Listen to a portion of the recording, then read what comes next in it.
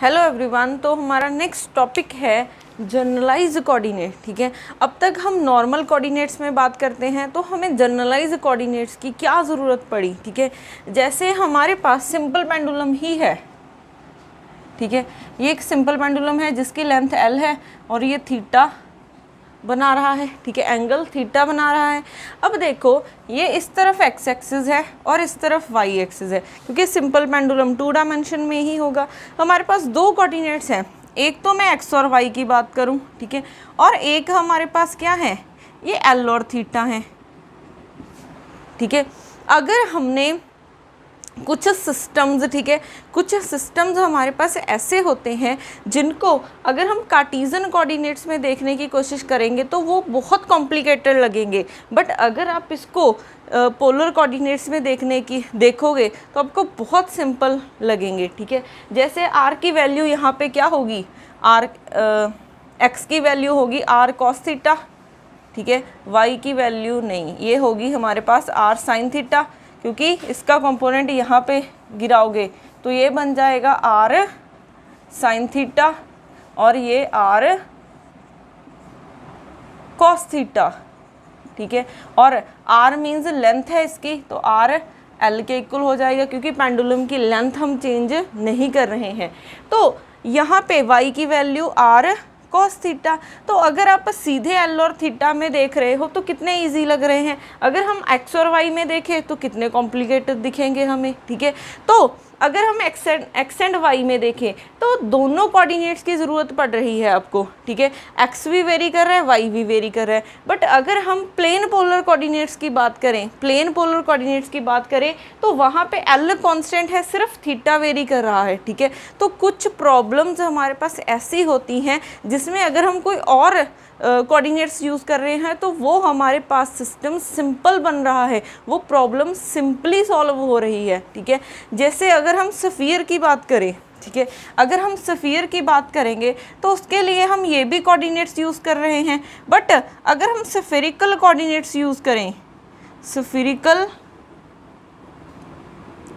Coordinates use करते हैं तो हमारी प्रॉब्लम और भी सिंपल हो जाती है। तो हमें ऐसे कोऑर्डिनेट्स के साथ काम करना है जिससे हमारी प्रॉब्लम सिंपली सॉल्व हो सके। ठीक है, तो यहाँ पे हमारे पास जनरलाइज कोऑर्डिनेट्स की ज़रूरत क्यों पड़ी है, ताकि हम अपनी प्रॉब्लम्स को सिंपली सॉल्व कर सकें। ठीक है, यहाँ पे कॉम्प्लेक्स क्वांटिटीज़ ना आए। ठीक है, तो ये हमारे पास जनरलाइज कोऑर्डिनेट्स होते क्या हैं। ठीक है, अब जनरलाइज कोऑर्डिनेट्स हमारे, क्योंकि अगर आप यहाँ पे देखोगे एक्स एंड वाई है, ठीक है, एक्स वाई एंड जेड है, इनकी यूनिट क्या है, डायमेंशंस क्या है, पोजीशन की डायमेंशन है। ठीक है, अगर हम जनरलाइज में बात करें, इसी प्रॉब्लम के लिए हमारे पास जनरलाइज कोऑर्डिनेट कौन सा है, थीटा है। ठीक है, अगर हमारे पास थीटा जनरलाइज कोऑर्डिनेट है, इसकी डायमेंशन देखोगे ये डायमेंशन लेस है। ठीक है, इसकी कोई डायमेंशन नहीं है, ये एक एंगल है। तो हमारे पास जो जनरलाइज कोऑर्डिनेट है इसकी डायमेंशन, पोजीशन, ये आप ऐसा बोल सकते हो, ये पोजीशन भी हो सकते हैं, कोई और वेरिएबल भी बोल सकते हैं। ठीक है, यहाँ पे हम कुछ ऐसा लिख सकते हैं, तो अगर हम यहाँ पे इसकी प्रॉपर डेफिनेशन लिखें तो क्या हो जाएगी, it is the suitable variables chosen to describe the dynamics of the particle। ठीक है, डायनामिक्स ऑफ द सिस्टम लिख देते हैं। ठीक है, और यहाँ पे साथ में लिख लेना इट मे और may not be a coordinate।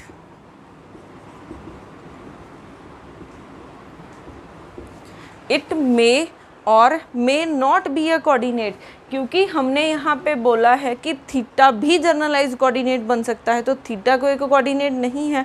ठीक है, तो ये बहुत इंपॉर्टेंट पॉइंट है, इस पे डायरेक्ट क्वेश्चन पूछ ले जाते हैं। ठीक है, अब उसके बाद अब हमें ये तो पता चल गया कि जनरलाइज कोऑर्डिनेट्स क्या होते हैं। अब अगर हम जनरलाइज कोऑर्डिनेट्स को देखें तो हमारे पास जनरलाइज कोऑर्डिनेट्स को हम क्यू से डिनोट करते हैं, ठीक है, क्यू आई लिख देते हैं, ठीक है। क्यू आईथ मीन्स ये जितने मर्जी हो सकते हैं हमारे पास वेरिएबल्स को क्यू आईथ क्या है, जनरलाइज कोऑर्डिनेट्स। ये एक भी हो सकता है, दो भी हो सकते हैं, तीन भी हो सकते हैं, अप टू सो ऑन, ठीक है। तो क्यू आई डॉट, ठीक है, जैसे हमारे पास सिंपल एक्स कोऑर्डिनेट है तो वेलोसिटी क्या होगी, D x by d T, इसको हम एक्स डॉट भी लिख सकते हैं। तो सिमिलरली ये क्या हो जाएगा, करली क्यू आई बाय करली टी, ठीक है। क्यू का जनरलाइज कोऑर्डिनेट का अगर टाइम के साथ डेरिवेटिव किया तो वो वेलोसिटी बन जाएगी, तो इसे क्या लिखेंगे, जनरलाइज्ड वेलोसिटी, ठीक है। ये क्या है हमारे पास, जनरलाइज वेलोसिटी। अब उसके बाद अगर हम देखें ये दोनों, ठीक है, Q I and Q i dot, ये क्या होते हैं, इंडिपेंडेंट होते हैं।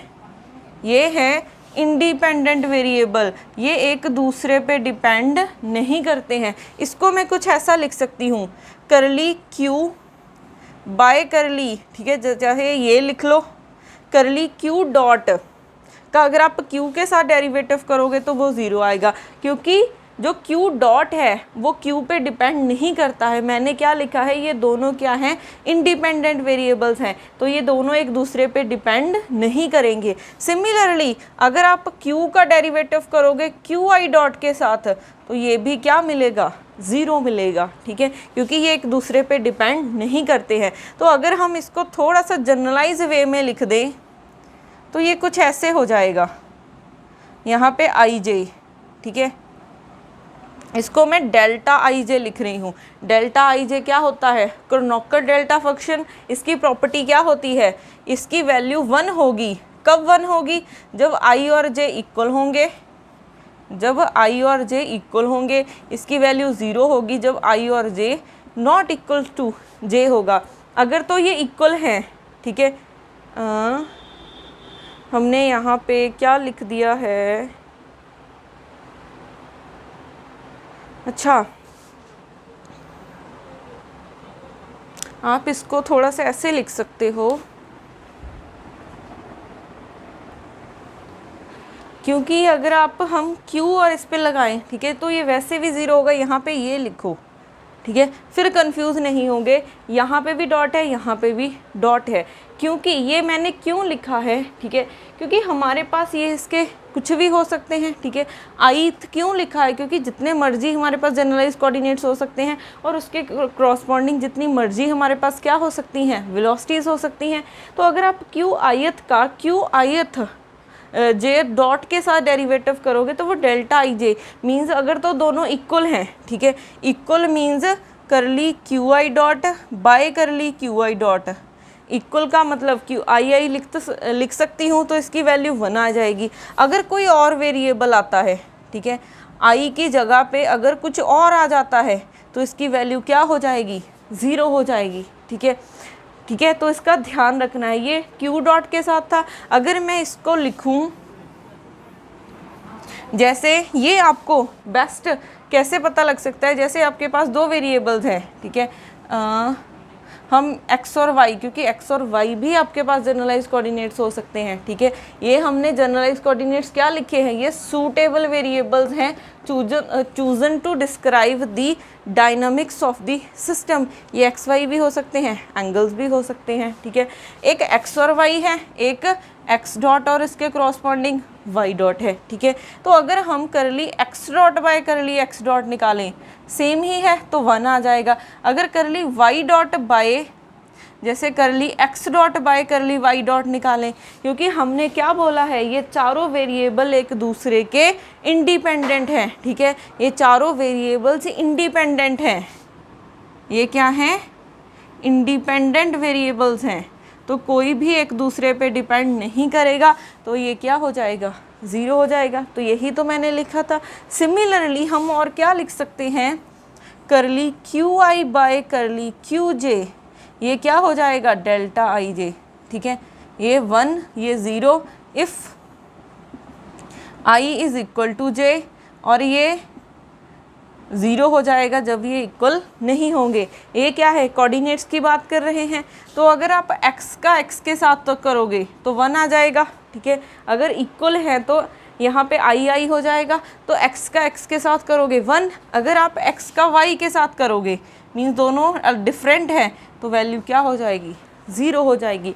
तो यहाँ से क्या कंक्लूज़न निकलता है कि हमारे पास ये जो वेरिएबल्स हैं, ठीक है, ये सारे क्या हैं, इंडिपेंडेंट वेरिएबल्स हैं, और वेलोसिटी भी, ये वेलोसिटी और कोऑर्डिनेट्स क्या हैं, इंडिपेंडेंट वेरिएबल्स हैं, ये एक दूसरे पे डिपेंड नहीं करते हैं, ठीक है।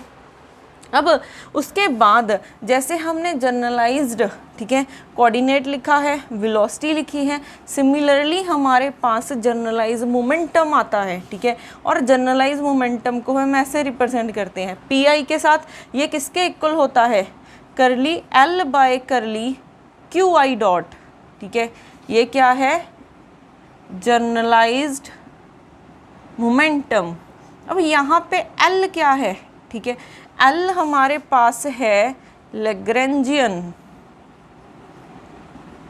ठीक है, एल क्या है, लैग्रेंजियन। अब इसकी वैल्यू क्या होती है, टी माइनस बी, टी क्या है, kinetic energy minus potential energy, ठीक है। तो एल की वैल्यू क्या होती है, kinetic energy minus potential energy, ठीक है।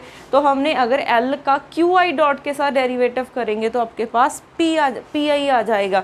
ये क्या है, जनरलाइज मोमेंटम, ठीक है। अब हमारे पास उसके बाद आती हैं इक्वेशन ऑफ मोशन, ठीक है, उसके बाद आती है equation of motion. Equation of motion means करली बाय करली टी, ये बहुत इंपॉर्टेंट है, ठीक है। करली बाय करली टी, करली यहाँ पे कंप्लीट डेरिवेटिव लिखना है, d by d t curly l by curly q i dot minus curly l by curly q i is equal to 0, ठीक है। अभी यहाँ पे सिर्फ एक बार आ रहा है तो ये फर्स्ट ऑर्डर डेरिवेटिव बनेगा, इसको हम फर्स्ट ऑर्डर बोल सकते हैं, फर्स्ट ऑर्डर, ठीक है। ये हमारा क्या हो जाएगा, फर्स्ट ऑर्डर, क्योंकि इसमें डेरिवेटिव की एक टर्म आ रही है, डी बाई डी टी एक बार ही आ रहा है, ठीक है। अब इसको और वे से भी सेकेंड ऑर्डर अगर हमने लिखना हो तो क्या हो जाएगा, यहाँ पे सेकेंड ऑर्डर डाल दोगे तो curly l by curly q i dot minus d by d t curly l by curly q i dot, फिर plus curly l by curly q i is equal to 0। देखो पहले ये plus है फिर minus है, ये plus minus alternative चलेगा। अब सेकंड डाल दिया है आपने, ठीक है। डेरिवेटिव जब आप डी बाई डी टी लिखते हो तो क्यू आई डॉट ही लिखना है आपने, ठीक है, इसका ध्यान रखना। सेकंड डेरिवेटिव है, अगर प्लस है तो उसके बाद माइनस आएगा, फिर उसके बाद क्या आ जाएगी, प्लस वाई टर्म आ जाएगी, इसको हम बोलते हैं सेकेंड ऑर्डर। अब मोस्टली, ठीक है, एग्ज़ाम में हम इसके साथ काम करते हैं, ठीक है। अगर आप उसका 2 टाइम्स डेरिवेटिव करोगे तो वो टर्म 0 बन जाती है, तभी ये मोस्टली इक्वेशन, अगर उसका सेकेंड डेरिवेटिव 0 बन जाएगा तो यही इक्वेशन आ जाएगी, ठीक है। ये भी यूज़ हो जाती है, इस पे भी एग्ज़ाम में क्वेश्चन आया हुआ है, ठीक है। इसका थर्ड भी यूज़ हो जाता है, वो आपको क्वेश्चन करके पता चलेगा कि कहाँ पे कौन सी इक्वेशन यूज़ होती है, ठीक है। मोस्टली हम ये वाली इक्वेशन यूज़ करते हैं, ठीक है। अब ये हमारे पास क्या है, इक्वेशन ऑफ मोशन, ये सिर्फ आयत कोऑर्डिनेट्स के लिए है, ठीक है। जैसे आपके पास फॉर एग्जांपल कि जैसे 2 जनरलाइज कोऑर्डिनेट्स हैं, ठीक है, 2 जनरलाइज कोऑर्डिनेट है, x और y 2 जनरलाइज कोऑर्डिनेट्स हैं, तो 2 इक्वेशंस बनेंगी, ठीक है। पहले आपके पास x के लिए curly l by curly x dot minus curly l by curly x is equal to 0। फिर सेकेंड के लिए, सेकेंड वेरिएबल के लिए, तो जितने जनरलाइज कोऑर्डिनेट्स होंगे उतनी ये इक्वेशंस बनेंगी, ठीक है। Curly l by curly y dot minus curly l by curly y is equal to 0। तो यहाँ पे साथ में लिख लेना कि जितने आपके पास जनरलाइज कोऑर्डिनेट्स होंगे उतने ही आपके पास इक्वेशन ऑफ मोशन बनेगी। ये बहुत इंपॉर्टेंट इक्वेशंस हैं, ठीक है। अब इसके रिलेटेड क्वेश्चन भी करेंगे, बट उससे पहले एक हमारे पास आता है साइक्लिक कोऑर्डिनेट्स, ठीक है। एक हमारे पास आते हैं साइक्लिक कोऑर्डिनेट्स। अब साइक्लिक कोऑर्डिनेट्स क्या होते हैं? साइक्लिक कोऑर्डिनेट्स मींस, ठीक है, जैसे एल है, ठीक है, मैं कुछ ऐसे लिख रही हूँ, एग्जांपल से समझाती हूँ। X dot square plus y dot square minus m g y, ठीक है। हमारे पास यहाँ पे दो जनरलाइज कोऑर्डिनेट्स हैं, एक एक्स और वाई, ठीक है। हमारे पास दो जनरलाइज कोऑर्डिनेट्स हैं, एक्स और वाई, टू जनरलाइज्ड कोऑर्डिनेट्स हैं, ठीक है। अगर x और y टू जनरलाइज कोऑर्डिनेट्स हैं, अब यहाँ पे अगर y है, ठीक है, तो y डॉट भी आ रहा है, ठीक है। अगर हम x को देखें, x है, ठीक है, तो x डॉट है, बट यहाँ पे x डॉट तो है इक्वेशन में, L में x डॉट तो प्रेजेंट है, कहीं पे भी x प्रेजेंट नहीं है, ये आपके पास प्रेजेंट नहीं है। तो कहीं भी अगर आपके पास उस जनरलाइज कोऑर्डिनेट प्रेजेंट ना हो, बट उसका वेलोसिटी कंपोनेंट प्रेजेंट हो, ठीक है, वो जनरलाइज कोऑर्डिनेट प्रेजेंट ना हो बट उसका वेलोसिटी कंपोनेंट प्रेजेंट है, जैसे यहाँ पे x डॉट है, वेलोसिटी होती है x डॉट, तो x प्रेजेंट नहीं है, तो x हमारा क्या हो जाएगा? साइक्लिक कोऑर्डिनेट हो जाएगा, ठीक है। x हमारा साइक्लिक कोऑर्डिनेट हो जाएगा। तो हमारे पास अगर इसकी कंडीशन लिखें तो करली l बाय करली x करोगे वो क्या हो जाएगा? 0 हो जाएगा, क्योंकि x तो है ही नहीं, तो डेरिवेटिव करोगे तो 0 ही आएगा, ठीक है। तो इसको अगर हम जनरलाइज लिखें तो करली l बाय करली क्यू आई किसके इक्वल हो जाएगा? 0 के। तो अगर ये कंडीशन सेटिस्फाई होती है, ठीक है, मींस अगर क्यू आई इसमें प्रेजेंट नहीं है बट उसका वेलोसिटी कंपोनेंट प्रेजेंट है, तो आपके पास ये आएगा। तो हमारे पास क्यू क्या हो जाएगा?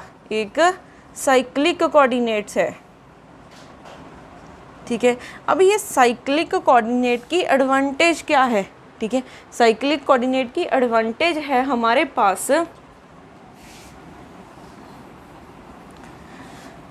अब ये कंडीशन है, ठीक है। अगर हम यहाँ से देखें d by d t curly l by curly q i dot minus curly l by curly q i is equal to 0।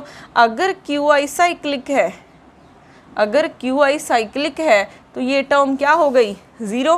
तो d by d t curly l by curly q i dot is equal to 0। और हमने एक लिखा था generalise momentum, ठीक है, हमने यहाँ पे पहले लिखा था जनरलाइज मोमेंटम, ये किसके इक्वल लिखा था? करली l by curly q i dot, यही था। तो इतनी टर्म को हम पी आई लिख सकते हैं, तो ये पी आई है, ठीक है। अगर आप इसकी इंटीग्रेशन करोगे, क्योंकि पी आई का डेरिवेटिव क्या है?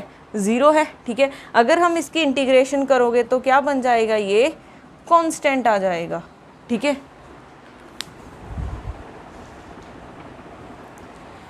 तो यहाँ पे अगर हमारे पास, ठीक है, इसका डेरिवेटिव 0 है तो पी आई हमारा क्या हो जाएगा? कांस्टेंट। तो अगर कोई भी कोऑर्डिनेट साइक्लिक होता है तो उसके क्रॉसपॉन्डिंग जो मोमेंटम कोऑर्डिनेट है वो क्या हो जाएगा? कांस्टेंट हो जाएगा, ठीक है। तो हमारे पास अगर क्यू आई साइक्लिक है, क्यू आई अगर साइक्लिक कोऑर्डिनेट है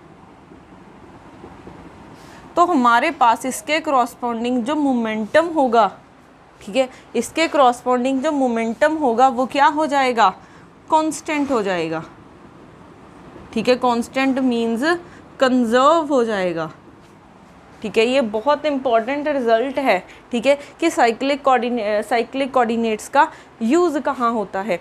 अब उसके बाद अगर हम यहाँ पे इसकी एक एग्जांपल देखो, हमारे पास अगर L ये गिवन है 1/2 m r dot square plus r dot square theta dot square plus GM_m/r, ठीक है। अब अगर आप यहाँ पे देखोगे दो कोऑर्डिनेट्स दिख रहे हैं r और थीटा, तो हमारे पास दो कोऑर्डिनेट्स हैं, दो जर्नलाइज्ड कोऑर्डिनेट्स हैं, जर्नलाइज्ड कोऑर्डिनेट्स। अगर ये जर्नलाइज्ड कोऑर्डिनेट्स हैं तो हमारे पास अगर आप देखोगे r है, ठीक है, r प्रेजेंट है तो r डॉट भी प्रेजेंट है। अगर r ही प्रेजेंट है तो r हमारे पास साइक्लिक कोऑर्डिनेट नहीं है। क्या इसमें थीटा प्रेजेंट है? थीटा डॉट तो प्रेजेंट है बट थीटा कहीं पे भी नहीं दिख रहा, तो थीटा आपके पास एक साइक्लिक कोऑर्डिनेट है। थीटा क्या है? एक साइक्लिक कोऑर्डिनेट है। अगर थीटा साइक्लिक कोऑर्डिनेट है आपके पास तो क्या हो जाएगा, ठीक है। अगर हम देखें थीटा साइक्लिक है, ठीक है, तो यहाँ पे p theta is equal to curly l by curly theta dot हो जाएगा, ठीक है। तो आपके पास पी थीटा डॉट क्या हो जाएगा? कांस्टेंट हो जाएगा या फिर कंजर्व हो जाएगा, ठीक है। हमने क्या बोला था कि अगर क्यू आई साइक्लिक है तो उसके करॉस्पॉन्डिंग पी आई क्या हो जाएगा? कंजर्व हो जाएगा। तो थीटा साइक्लिक है तो उसके करॉस्पॉन्डिंग पी थीटा क्या हो जाएगा? आपके पास कांस्टेंट या फिर कंजर्व हो जाएगा। तो ऐसे हम डायरेक्ट चेक कर सकते हैं एल से कि कोई क्वांटिटी कंजर्व है कि नहीं है, ठीक है। अब देखो उसके बाद कुछ इम्पॉर्टेंट पॉइंट्स हैं।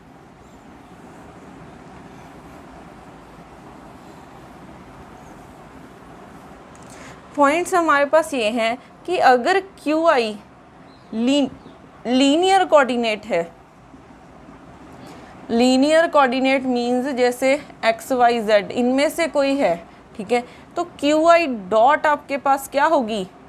लीनियर वेलोसिटी होगी, ठीक है। जो मोमेंटम होगा इसके करॉस्पॉन्डिंग वो भी क्या होगा? लीनियर मोमेंटम होगा। अगर आपके पास क्यू आई लीनियर कोऑर्डिनेट है, ठीक है, मीन्स एक्स वाई जेड की फॉर्म में है, तो जिसके करॉस्पॉन्डिंग वेलोसिटी होगी वो भी लीनियर वेलोसिटी होगी और जो मोमेंटम होगा वो भी क्या होगा? लीनियर मोमेंटम होगा।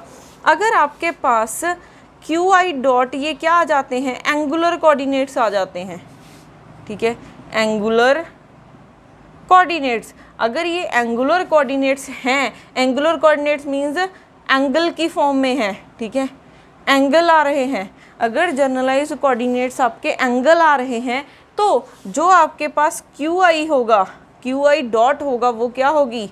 एंगुलर वेलोसिटी होगी, ठीक है। ये क्या होगी? एक एंगुलर वेलोसिटी होगी और जो मोमेंटम आएगा वो भी क्या होगा? एंगुलर मोमेंटम होगा,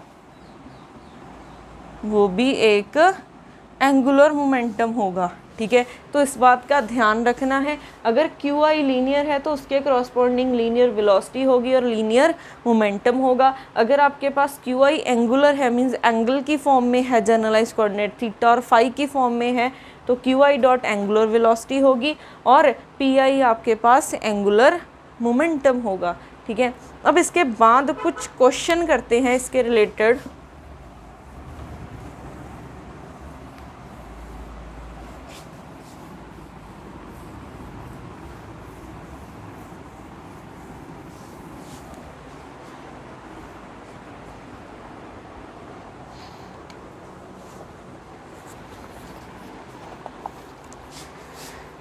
जैसे हमारे पास क्वेश्चन है, the equation of motion of a system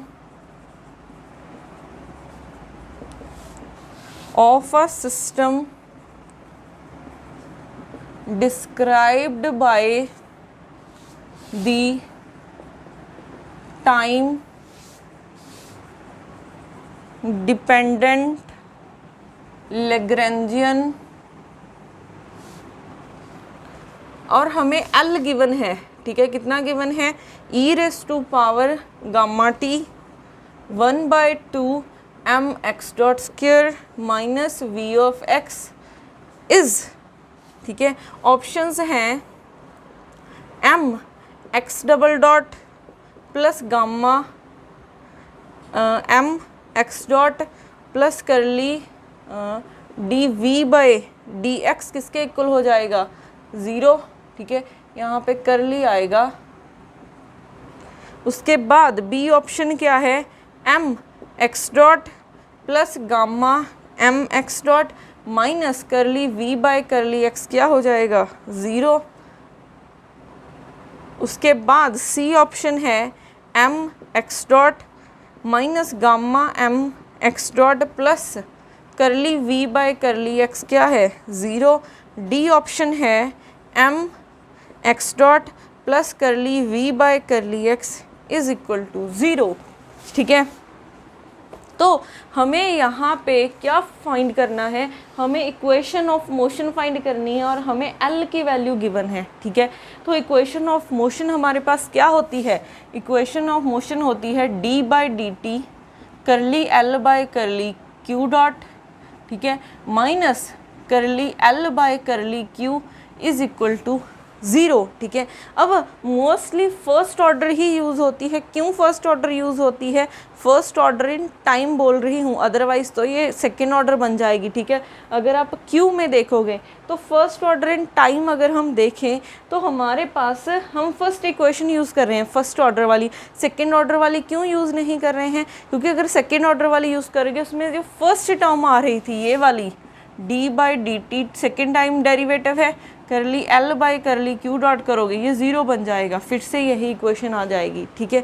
तो मोस्टली आप चेक कर सकते हो कि कौन सी इक्वेशन आपने यूज़ करनी है, तो मोस्टली ये वाली ही यूज़ हो जाती है। अब देखो इस इक्वेशन में हमें एक तो curly l by curly q dot चाहिए और एक करली एल बाई करली क्यू चाहिए, ठीक है, आयत होता है। अब पहले देखो इस इक्वेशन में कितने जनरलाइज कोऑर्डिनेट हैं, सिर्फ आपके पास एक दिख रहा है, एक्स दिख रहा है, तो सिर्फ एक जनरलाइज कोऑर्डिनेट है, ठीक है, एक्स सिर्फ एक जनरलाइज कोऑर्डिनेट है। अगर एक जनरलाइज कोऑर्डिनेट है तो इसको लिख सकते हैं d by d t curly l by curly x dot minus curly l by curly x is equal to 0। अब देखो हम यहाँ से curly l by curly x dot निकालते हैं, तो ये है एक तो टर्म गामा, ठीक है, एक्स डॉट के साथ करना है, ये तो 0 हो जाएगा क्योंकि एक्स पे डिपेंड कर रहा है, एक्स और एक्स डॉट इंडिपेंडेंट होते हैं, तो क्या हो जाएगा 1/2m 2 एक्स डॉट आ जाएगा, 2 के साथ 2 कैंसिल, तो ई रेस टू पावर गामा और साथ में m एक्स डॉट आ गया, ठीक है। अब उसके बाद हमें करली एल बाई करली एक्स चाहिए, ये क्या बन जाएगा e raise to power gamma t, ठीक है।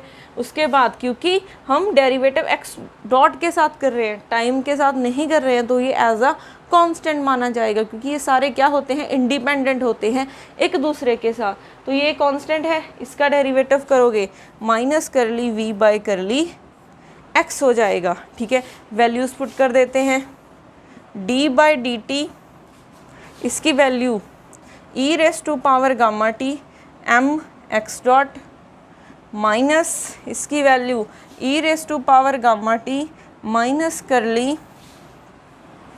v by curly x is equal to 0, minus minus plus हो जाएगा। अब यहाँ से भी अच्छा m नहीं निकल रहा है ना, e raise to power gamma m x dot minus minus minus plus e raise to power gamma t curly v by curly x is equal to 0।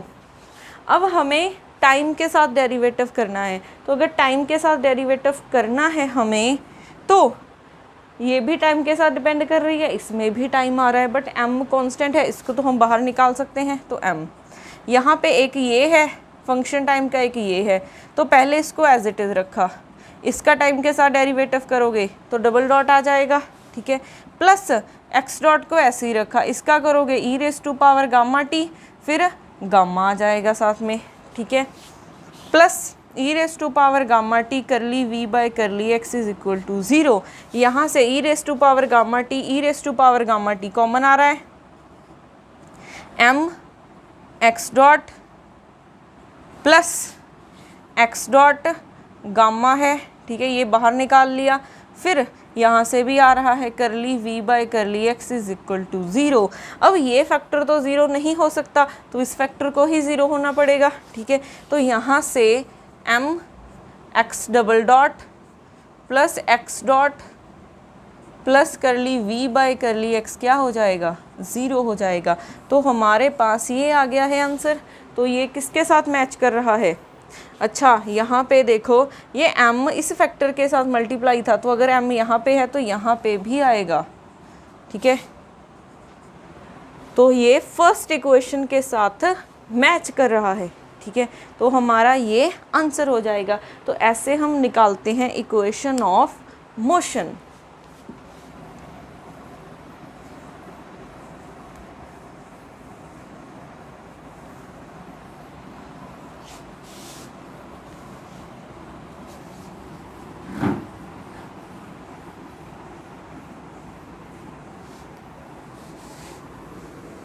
बाकी हम इसके रिलेटेड प्रॉब्लम्स नेक्स्ट वीडियो में करेंगे।